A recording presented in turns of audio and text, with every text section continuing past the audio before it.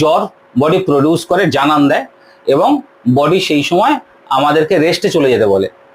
তো যেমন এটাকে একটু অন্যভাবে উদাহরণ দিলে বলা যায় যে, যেমন যদি আপনি একটা গাড়ি ড্রাইভ করেন, যদি খারাপ রাস্তা আসে, তাহলে আপনাকে কি করতে হবে? গিয়ার চেঞ্জ করতে হবে, গাড়িটাকে স্লো করতে হবে, এবং যতক্ষণ না খারাপ রাস্তাটা পার হচ্ছে ততক্ষণ আপনি গাড়ির স্পিড যদি বাড়ান, তাহলে আপনার বডি খারাপ হয়ে যেতে পারে, গাড়ির ক্ষতি হতে পারে।